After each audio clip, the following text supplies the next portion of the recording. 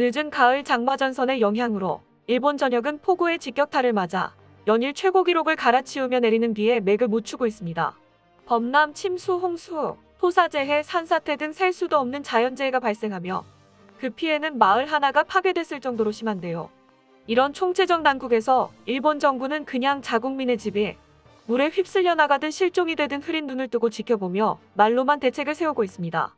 그런데 일본이 이렇게 속수무책으로 폭우에 당하고 있는 와중에 한국과 일본의 차이에 대한 소식을 접한 일본 네티즌들은 작년에 이어 올해도 한국에 졌다며 자국에 실망하고 있는 상황입니다. 한국은 지난 태풍과 폭우에서 얻은 지식으로 재해 대책을 굳건하게 다지고 있습니다. 우리나라의 연강 수량은 늘어나고 있지만 국민적인 노력으로 극복하며 피해 사례는 감소하고 있는 것을 보면 알 수 있습니다. 작년 수해 피해자 0명을 달성한 한국이기에 일본과는 너무 차이 나는 모습이죠. 일본의 상황은 극한의 재해 상황과 함께 형편없는 방역 대책 때문에 코로나 상황도 매우 급박하게 돌아가고 있습니다. 일본 전국 감염자는 현재 120만 6,797명으로 2개월 전에 78만 998명에서 42만 5,799명 증가했습니다. 2개월간의 증가율은 무려 한국과 비교해서 5.4배나 높습니다. 이번 주 하루 평균 감염자 수를 보면 한국의 1,779명에 대해 일본은 18,265명으로 약 10배입니다. 19일 기준 국가 전체 확진자가 2,000명이 되자마자 경각심을 갖고 방역에 힘을 쏟는 한국과 달리 18일 기준 일본 전역에서 새롭게 확인된 코로나 신규 감염자는 무려 23,900명을 넘어서며 지난 13일 최다 신규 확진자 수를 기록한 지 5일 만에 역대 최다치를 기록했음에도 불구하고 일본은 긴급사태를 선언하는 것 외에는 달라지는 게 없습니다. 야후 뉴스에는 술도 허용하는 한국의 코로나 감염 상황이 일본보다 심하지 않은 불가사의라는 헤드라인에 한국과 일본을 비교하는 기사까지 올라오며 이를 본 일본 네티즌들은 한국이 언제까지 가는지 보자라는 식으로 열등감을 표출하며 이를 갈고 있습니다. 일본의 확진자가 늘어난 요인 중에는 최근까지 일본에서 제일 유명한 휴양지인 오키나와에 대한 일본 국민들의 여행을 방치한 탓이 큽니다. 유큐 신보에 따르면 현재까지 오키나와 코로나 신규 감염자 수는 761명으로 10만 명 기준 신규 감염자는 310.32로 전 세계 중 최악의 나라로 꼽혔습니다. 대체 무슨 생각으로 이 지경이 될 때까지 작년에는 고투 트래블이라는 여행 장려 정책까지 진행하며 국내 여행을 장려했던 건지 알 수가 없습니다. 한편 자국의 수많은 재난 상황은 뒷전으로 하고 일본인들은 곧 장마전선이 한국을 덮친다는 소식을 듣자마자 드디어 한국이 한 방 먹겠구나라며 기뻐하고 있습니다. 하지만 그들의 희망사항이 이루어지기엔 아직 멀어 보입니다. 일본의 이번 재해에 대한 형편없는 대응으로 인해 한국의 뛰어난 수해 대응 능력이 그와 비교되며 다시금 주목받고 있기 때문입니다.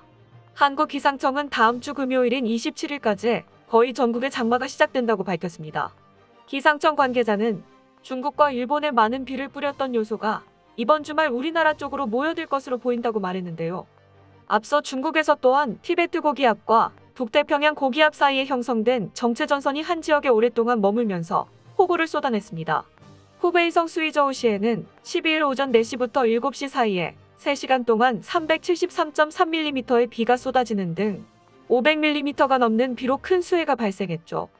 일본 웨더뉴스 비구름 레이더에는 일본의 현재 상황이 한눈에 봐도 심각하게 나타나고 있습니다.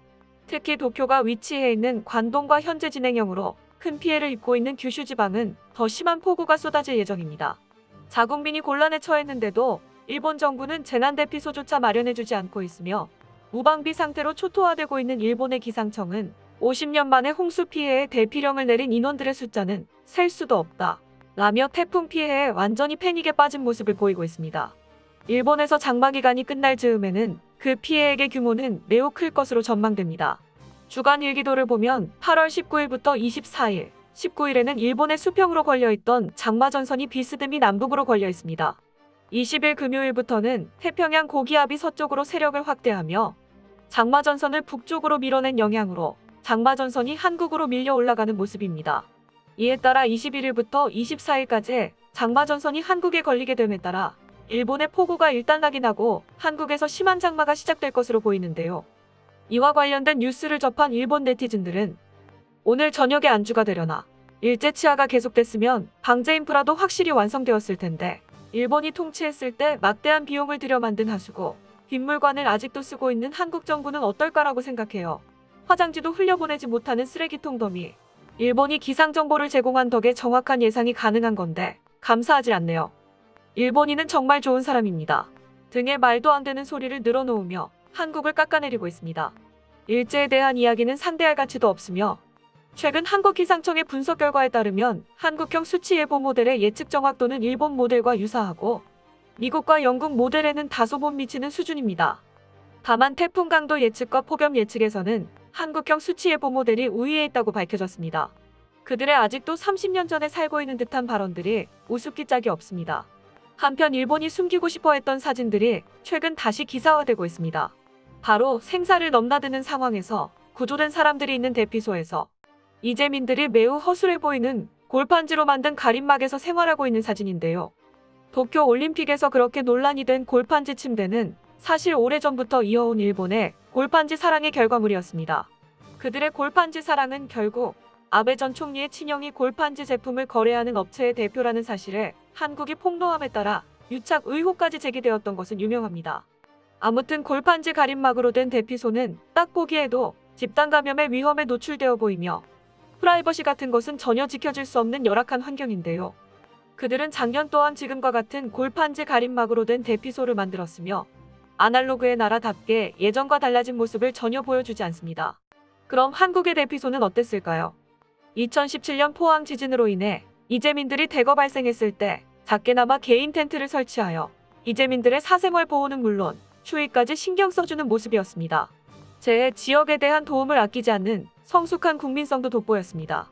당시 의연금이 100억 원대를 돌파한 건데요.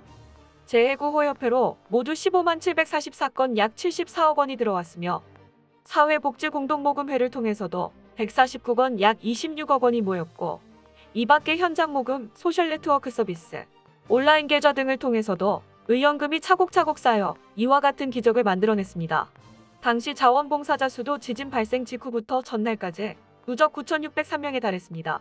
정부는 당시 포항 지역을 특별재난지역으로 선포한 후 피해복구비 중 지방비 부담액 64.5%를 국고 지원하기로 하고 이 밖에 통신요금 감면, 건강보험료 경감, 병역동원과 예비군 훈련 면제 등 6개 항목에 대해 간접 지원하기로 결정하며 발빠른 대처에 나섰습니다. 한국의 수해 대응 또한 일본과의 격차가 보입니다. 서울시에 따르면 2020년 풍수해로 인한 서울 지역 인명피해는 놀랍게도 0명으로 집계되었습니다. 작년 장마 기간 서울 강수량은 총 9,516mm로 매우 큰 피해가 일어나도 이상하지 않았는데 어떻게 이런 숫자가 나올 수 있었을까요? 10년 전만 해도 서울에서는 호우에 빗물이 들어차는 일이 시내 곳곳에서 벌어졌습니다. 대한민국의 심장부인 서울 한복판 광화문 일대도 2010년 추석 연휴와 2011년 7월 말 잇따라 침수되어 도시 기능이 마비되기도 했습니다. 이를 경험 삼아 서울시는 시간당 95mm 강도의 폭우에도 견딜 수 있도록 방제시설을 전면 재정비하기로 했습니다. 편의점 업계 또한 가만히 있지 않았습니다. 한강의 수위가 높아질 때마다 한강 둔치의 매점들이 침수 피해를 봤던 경험을 발판 삼아 주변 편의점 등은 10년 전부터 물이 들어오면 수위에 따라 건물이 위아래로 움직이며 침수 피해를 최소화할 수 있는 플로팅 하우스 방식을 도입했습니다.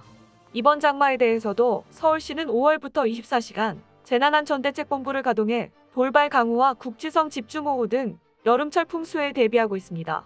이번엔 중국과 한국을 비교해보겠습니다. 최근 중국의 허난성에는 1951년 기상 관측 이후 가장 많은 폭우가 쏟아졌는데요.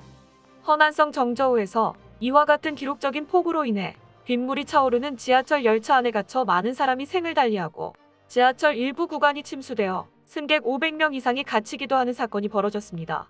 한국의 경우 본래 강남역 일대는 장마철이면 워터파크로 변한다는 오명이 붙어 있었습니다. 그런데 최근 집중호우 때 강남역으로 몰리는 빗물을 반포천으로 빼내는 직경 7.1m짜리 통수터널, 즉 대규모 지하 배수 시설이 완공되어 간다는 반가운 소식입니다. 올여름 긴 장마가 예고되면서 서울시는 9월까지 터널 공사를 잠시 중단하고 임시 통수시설로 활용할 방침을 밝혔습니다. 이 터널은 시간당 85mm의 폭우까지 방어할 수 있어 강남역 침수 피해가 줄어들 예정입니다.